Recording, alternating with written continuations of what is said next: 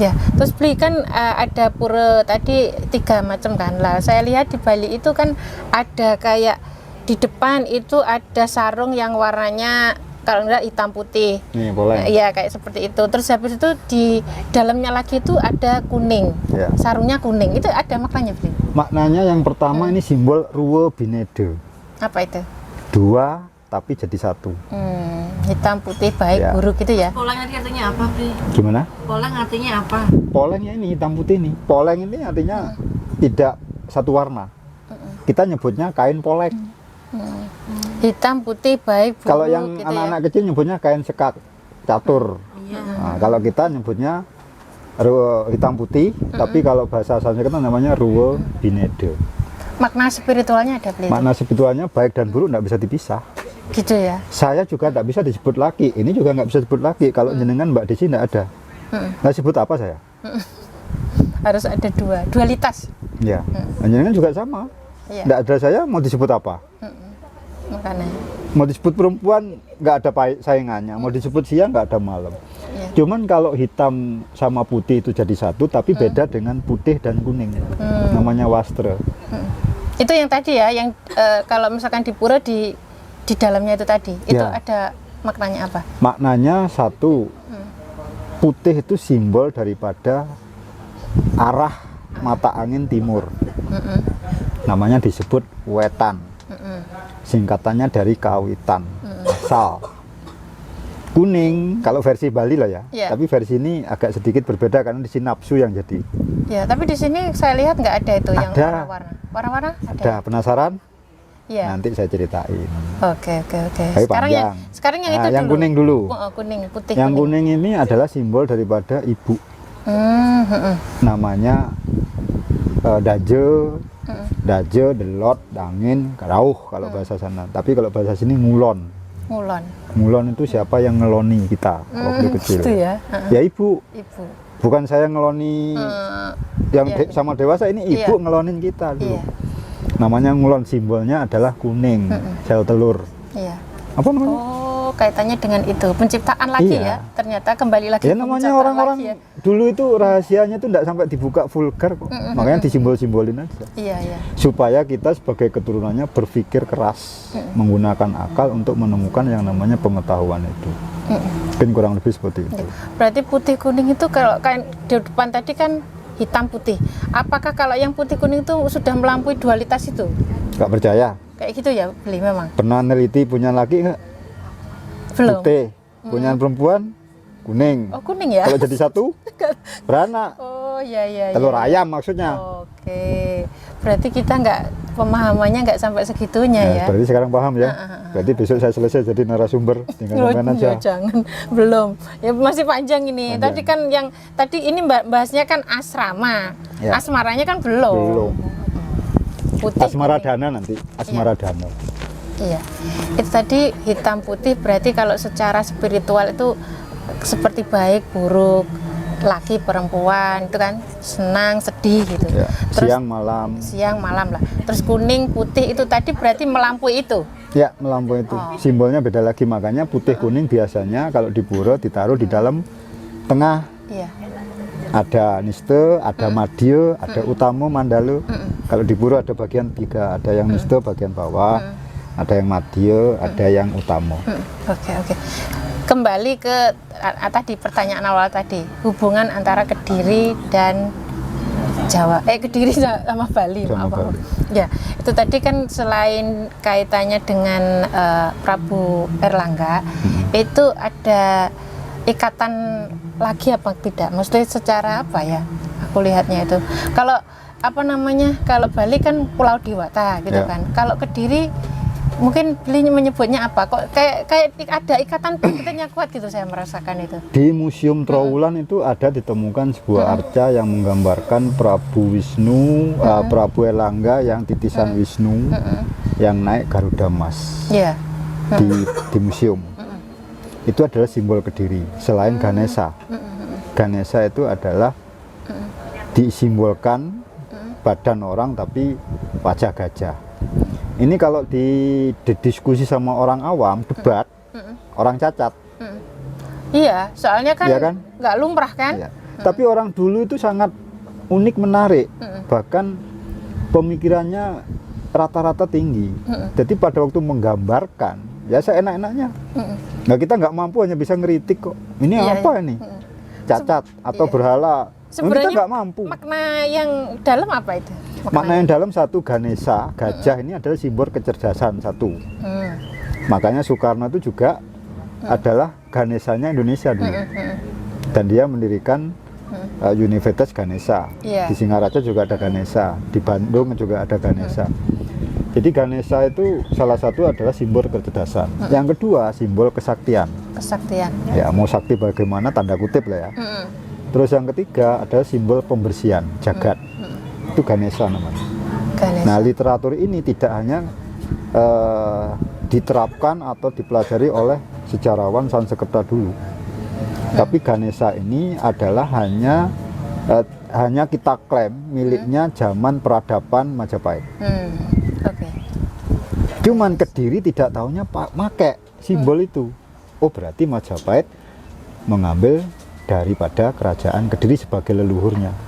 Jadi Kediri itu leluhurnya Majapahit. Kediri leluhurnya Majapahit itu Ya. gitu ya, Ya. bahannya. Jadi dari sebelum Majapahit itu ada terjeda waktu dengan kerajaan terkenal adalah Singhasari. Terus dari Singhasari ada Kediri. Nah, Kediri mentok, ada lagi di atasnya. Cuman kita cerita yang punya peradaban atau yang dikenal sejarah aja lah. Nanti kalau enggak, para spiritual nanti perlu diskusi mencari menurut penglihatan gaib saya ada kerajaan di atasnya Kediri. Mau tahu nanti datang ke sini aja biar rame nih kolak. Iya, biar nyari ini beli panji nanti ya. Mau tak ceritain bebas. Kalau perlu kalau kemarin itu Gosani bilang Raga Sukma untuk kembali ke masa lalu. Oh iya. Biar nggak balik masa sekarang ya kan. Jangan. Nanti gimana nggak jadi bikin konten Jadi kan kita. susul saya dong syuting di sana. Waduh, Di lah alam yang dulu. nonton siapa? Ya nanti dibikinin filmnya sama sutradara. Seandainya cerita ini Oke. diambil oleh produser dan menarik ceritanya, akhirnya kan disyuting itu Mbak Desi dari Oh, Mbak Desi pemeran. bagian nyuting ya. Oke. Bukan pemeran apa tuh masa lalu. Oh iya iya iya. Gampangannya seperti itu. Kembali ke Ganesha tadi. Ya. Tadi maknanya kan simbol kecerdasan. Terus habis itu Kesaktian. tadi kesaktian. Ya. Ada Terus lagi. pengelukatan atau pembersihan juga. Oh, pengelukatan. Melukat, bersih. Tahu ya melukat ya? Ya. Ya Itu udah. ada ritualnya itu kan. Ritual yang mandi aja pakai air. Ada yang pakai bunga, Nanti tahun depan saya ke sana. ada yang gini, terserah lah. Iya. Kalau sini suruh kumkum aja. Itu ya melukat juga, bersih-bersih. Berarti Hmm? ada 3 makna ya tadi. Iya, karena nggak ada uang.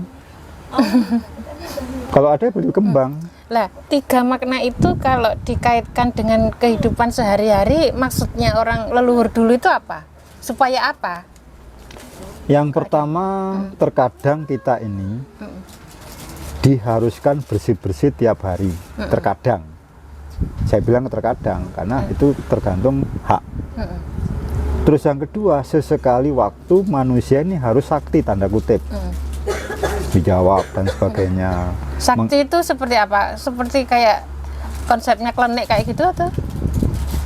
Kalau sakti yang klinik itu misalkan ini ada pedang ya, saya goresin ke Mbak Desi, tidak mempan. Ini apakah sakti? Dari segi raga iya. Iya. Kira-kira kalau hatimu tak tusuk dengan ini saya, luka nggak ya? Luka. Iya. Berarti nggak sakti kan? Gitu ya. Tapi kalau kebal nggak luka. Berarti arti sakti yang dimaksudnya Makanya Ganesha saya bilang itu tanda seperti kutip itu ya. ya, tanda kutip gitu aja. Kembangin sendiri nanti. Bukan secara materi lah istilahnya. Ya kalau secara materi raga boleh, mungkin olah fisik nanti ya mungkin apa? Misalkan ya, Mbak Desi mau ilmu saya kesaktian. Ini Mbak tak. Nah ini misalkan udah berubah sana ya. Gimana? Pelet. Bukan Bukan. pelet apa tuh? Kalau orang tua dulu tuh meninggal biasanya kan ada busanya. Ini ada cerita itu bisa diambil. Dicucup. Itu. Nah. Kalau bahasa orang tua dicucup, kalau bahasa anak muda dikecup. Oh gitu. Itu ilmunya bisa menjadi Tanya ini yang ya. jomblo mana nih? Ini. Hah? Tapi belum nikah dia. Lah jomblo, kalau dikecup cewek gimana? Oh gitu ya. Bergetar dia terbang. nih. Getar. Oh iya. Iya kan? Loh nanti kembali ke asmara. Ini kembali lagi ke Iya, balik asrama. lagi. Makanya Iya, itu tidak dipanjangin. Iya. Terus tadi yang pertama tadi apa tadi? Itu tadi kita bahas kesaktian. Terus yang Maluka tadi, Menuka pembersihan juga tadi. pembersihan, ya kan, sebagai dewa kecerdasan. Gimana kita tahu Ganesha atau gajah itu kenapa sering banyak dipakai tokoh-tokoh zaman kerajaan? Ada Gajah Mada, ada gajah apalah ya bahasanya, gajah jauling ya kalau truk ya. Itu kenapa dipakai seperti itu? Apakah makhluk bernama gajah ini biasa-biasa saja? Dan menurut penelitian, gajah ini adalah salah satu hewan yang cerdas. Menurut penelitian. Karena saya belum meneliti, karena gajah belum pernah ketemu saya. Ya pernah ketemu di Sumatera, tapi hanya lewat aja, maksudnya belum pernah ngelus-ngelus. Perlu dibuktikan berarti Iya. nanti ke sana. Itu salah satu simbol daripada kenapa orang-orang tua dulu memakai nama-nama atau hewan yang diidentikan. Oke. Di Kediri sendiri ada legenda namanya, atau Kediri apa Blitar itu yang namanya Gunung Kelut itu mana? Gunung Kelut itu Blitar, antara Kebu. Blitar dan Kediri. Kebu apa itu? Lembu Suro. Lembu Suro, lembu. Lembu. Surat Al-Baqarah itu. Surat Baqarah, Suro gitu. Sebentar beli. Tadi katanya pendeta, kok jadi surat Al-Baqarah? Kan hanya bahasa apa Oke, susahnya? ya. Oh, I love you, aku cinta padamu sama. Tentang Ganesha tadi loh, apalagi selain Ganesha? Ganesha tadi diceritakan itu kan karena simbol Kediri. Jadi kenapa di Kediri dipakai simbol Ganesha? Karena salah satunya adalah saya artikan satu sebagai dewa pembersihan, terus yang kedua sebagai dewa kesaktian tanda kutip, yang ketiga sebagai dewa kecerdasan. Iya. Nah, dewa itu siapa? Apakah orang? Itu sebenarnya hampir mirip dengan yang namanya simbol saja. Jadi ada dewa itu yang belum pernah jadi manusia ada, tetapi ada yang manusia naik. Itu ada dua pemahaman Oke. bab itu. Kalau ilmu modernnya itu kayak kesadaran gitu ya? Kalau ilmu modernnya bukan kesadaran, Apa? artinya itu kehendak. Ada makhluk yang mau ngatur jagat ini tapi belum pernah jadi manusia. Berarti seperti ada tapi tiada. Ya, bisa Tiada disebut tapi gitu. sebenarnya ada. Ini versi loh ya. Nanti versi. versinya macam-macam. Iya. Kayaknya Baik, kalau baik. versi itu enak nanti. Makanya saya cerita sejarah enggak bisa jauh dari 30%. Oke. Yang 30% jenengan, nanti dari satunya 30%. Nah, yang 10% anggaplah rahasia Tuhan. Iya. Mbak Desi jadi Tuhan. Ya, wadi tadi ya, nggak boleh diungkap Ya, dulu. jangan semua dibuka.